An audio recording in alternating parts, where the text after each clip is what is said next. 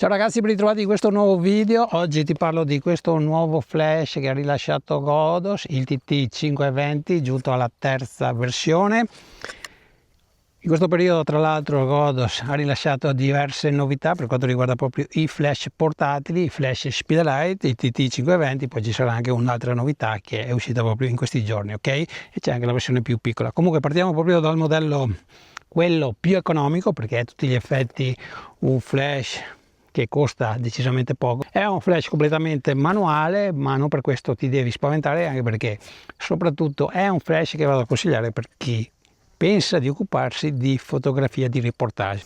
E cosa è stato migliorato in questo TT520 arrivato alla terza versione rispetto proprio alla versione precedente? Beh, finalmente adesso abbiamo un display, è un display semplice, è LCD, ma ragazzi stiamo parlando di un flash completamente manuale che ha solamente la funzione manuale, quindi ti ricordo, non puoi scattare in high speed sync, non puoi scattare in TTL, quindi un banalissimo LCD come display va più che bene, anche perché ragazzi, se avrebbero messo un display a colori, cioè OLED, praticamente sarebbe costato molto di più. Quindi secondo me Godos ha fatto bene a fare questa scelta, anche perché in questi giorni è uscito un flash leggermente più grande di questo, che ti porterò molto presto nel canale, che ha proprio tutte le funzioni che mancano qui. Però in base alle tue possibilità e alle tue esigenze potrebbe anche andare bene questo, ok ragazzi? Altra cosa molto importante, adesso ruota quasi completamente e si inclina di più, quindi ci sono volute 3 versioni per portare questo flash come un normale Speedlight. Hanno aggiunto la porta per collegare il ProPack. Il ProPack, ti ricordo, è un power bank, ok, chiamiamolo così, che ti serve proprio per avere maggiore autonomia con questo TT520-3. All'interno della scatola di cartone che ti ho appena fatto vedere avrai innanzitutto questo sacchettino, all'interno c'è il TT520-3 e una bella sorpresa perché troviamo anche un trigger.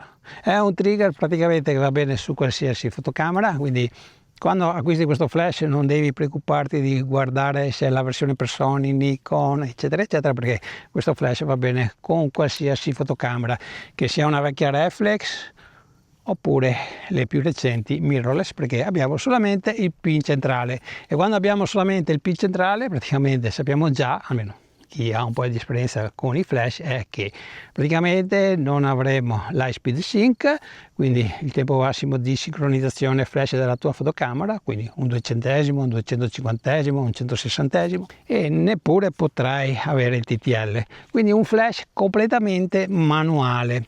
È un flash decisamente leggero perché, avendo queste dimensioni così compatte, ha un peso di 340 grammi, escluse le batterie. A proposito di batterie, ascoltami fino alla fine di questo video, perché sì, è vero, qui non abbiamo una batteria litio integrata, o cioè integrata, di quelle che si possono inserire, ma dovrai acquistare tu 4 batterie AA.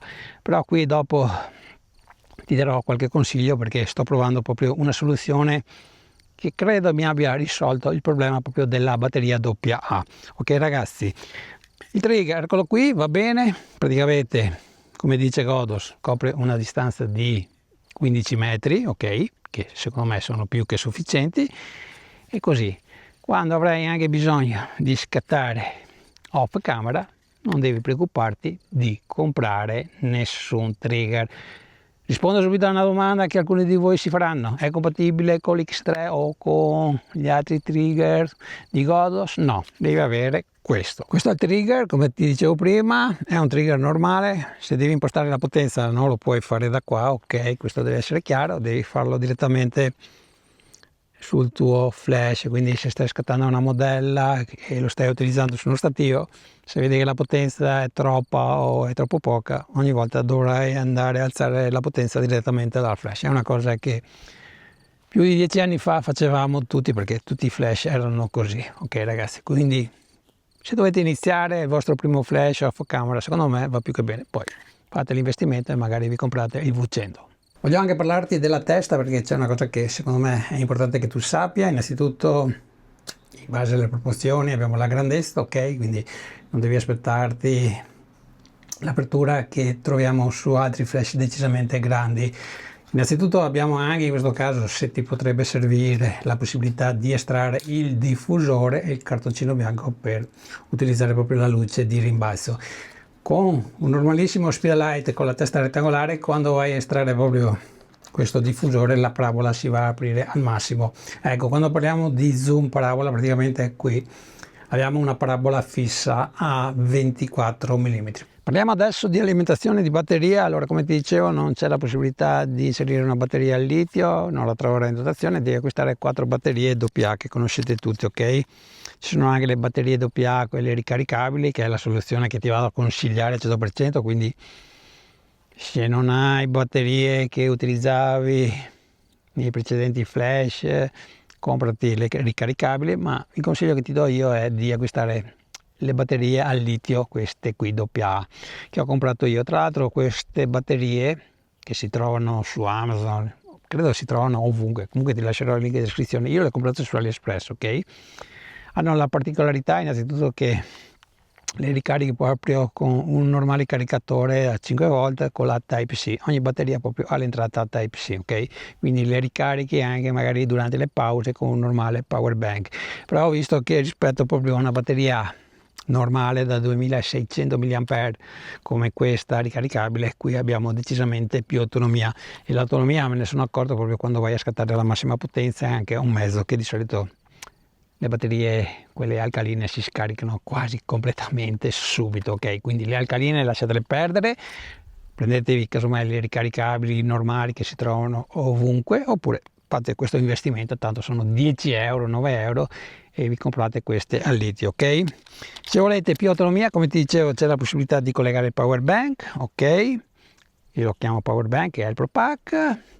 Cosa molto importante però che dovete sapere, mi raccomando, se comprate il Pro Pack dovete sempre avere nel vano le batterie inserite, perché altrimenti non si accende. E cosa molto importante, ragazzi, anche quando andate a scattare, il flash prende energia anche da queste batterie, quindi sarà molto facile che se magari andate a utilizzare per molto questo flash, si vanno a scaricare lo stesso queste batterie, anche se il Pro Pack rimarrà praticamente quasi carico, ok? Però vi fa risparmiare lo stesso e vi dà quella sicurezza in più, ok? Però il consiglio che ti do io è comprati magari altre 4 batterie di riserva, ok? Anzi, forse anche 8, che non si sa mai, ok ragazzi? La parte posteriore, dove abbiamo proprio i comandi, praticamente come ti dicevo questo display LCD, abbiamo il tasto di accensione, i pulsanti per aumentare e diminuire la potenza, che si può fare di un terzo di stop, abbiamo il tasto per fare la prova, quando è di colore rosso praticamente è carico. Per quanto riguarda, cosa molto importante, i tempi di ricarica, allora Godos dice 1 secondo e 8, ma quello che ti posso dire potrebbe essere anche di più in base alle batterie che vai a mettere, ok? Con una batteria alcalina, quando comincia a essere scarica, praticamente avrai anche un tempo che va ben oltre i 2 secondi e mezzo, questo te lo posso garantire. Quando la batteria è in ottime condizioni va bene, ok, ma dopo ovviamente calerà, quindi ti consiglio subito di passare a delle batterie ricaricabili, oppure quelle che ti ho proprio parlato poco fa. Voglio spendere anche 2 parole velocemente per quanto riguarda proprio la potenza che può raggiungere questo flash. Come ti dicevo, numero guida 33, e facendo proprio anche un confronto con un flash decisamente più potente, cioè di fascia alta, come potrebbe essere il V1 Pro, il V863, ma anche le versioni precedenti, praticamente è di circa uno stop, qualcosina di più. È una differenza sì importante, soprattutto in certi tipi di situazioni, soprattutto se poi scatina Speed Sync, ma qui la Speed Sync non l'abbiamo. Diciamo, se fai la classica foto di reportage, secondo me la potenza che ti offre questo TT520 potrebbe essere sufficiente, ok? Però dal momento che questo flash, quelli sicuramente molti di voi lo acquisteranno per avere un flash di scorta, o sei uno di quelli che il flash lo usa raramente, dici perché devo spendere 400-300 euro per uno Speedlight che non lo uso mai, mi compro questo e sono a posto, ok? Dopo ovviamente valutate voi in base alle vostre esigenze, perché non siamo tutti uguali. Però personalmente, quando utilizzo un flash nella slitta della mia fotocamera, non ho ricordi, ripeto, non ho ricordi. Ci ho anche pensato di aver scattato la massima potenza con lo Speedlight che avevo proprio inserito nella mia fotocamera. Quindi prendete voi le vostre scelte e valutate bene i vostri futuri acquisti. Dunque ragazzi, per concludere questo video ti dico anche due cose che non mi sono piaciute di questo flash, perché non è perfetto, però quando spendiamo 50 euro si possono chiudere tranquillamente non un occhio ma anche due. Comunque una cosa che non perdono a Godos è che nel 2025 avere ancora sta rotella per andarlo a fissare nella slitta della nostra fotocamera. Sta rotella praticamente l'ho sempre odiata, pensavo di trovare proprio la classica quick release che è decisamente più comoda.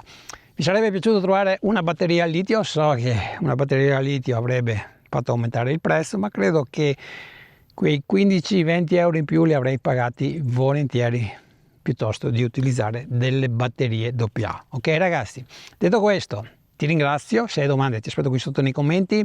Ci saranno altre novità che ti porterò proprio di Godos, come l'altro Speedlight che è uscito, che è decisamente più professionale rispetto a questo. Non che questo non sia professionale, diciamo che ha quelle cose in più che alcuni di voi cercano, come il TTL, l'High-Speed Sync e il display touch OLED, ok? E poi insomma ci saranno altre piccole novità di Godos. Devo solo trovare il tempo, cosa che in questo periodo praticamente non ne ho, però cercherò di fare qualche sforzo per voi. Ok ragazzi, vi ringrazio ancora per l'ascolto e se avete domande, ripeto, vi aspetto qui sotto nei commenti. Ciao e alla prossima!